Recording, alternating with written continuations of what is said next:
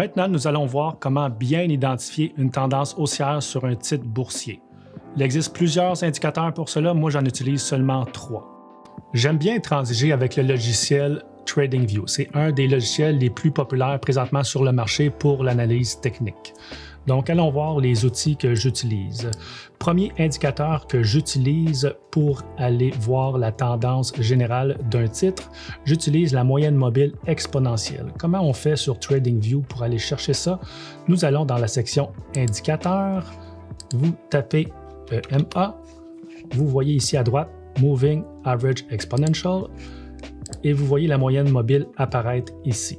Par contre, les valeurs de base ne sont pas celles que j'utilise.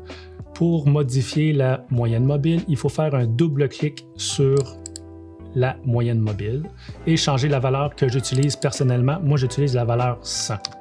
Donc, vous tapez ça dans la section Length ici. Vous pouvez le sauver par défaut et la prochaine fois que vous allez appeler cette moyenne-là à l'écran, elle va apparaître par défaut avec la valeur 100. Comme deuxième indicateur pour trouver une tendance haussière, j'utilise l'indicateur Momentum. Où est-ce qu'on trouve l'indicateur Momentum? On va dans la section Indicateurs, on tape MOM. Vous voyez ici Momentum. Un petit truc, vous voyez ici une étoile jaune, vous pouvez les mettre dans vos favoris. Donc, vous n'aurez plus besoin d'aller chercher partout.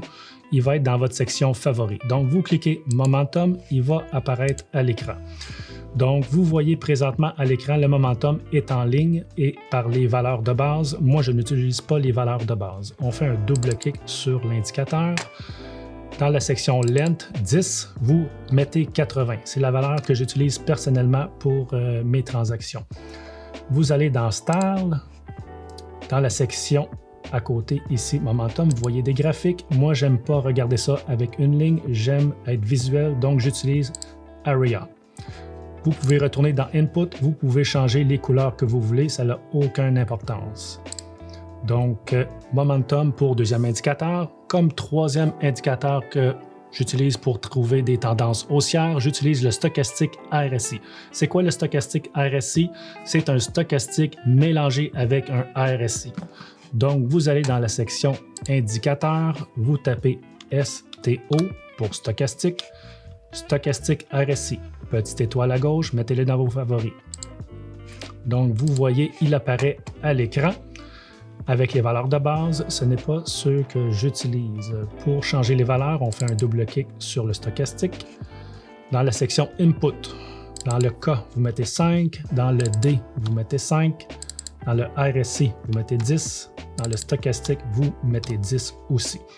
Dans la section Style, le Upper Band et le Lower Band. 20-80, vous changez ça à 25-75 et vous décochez l'option K. Donc, vous voyez ici en bas, ce n'est plus du tout la même stochastique de base que vous avez appelé.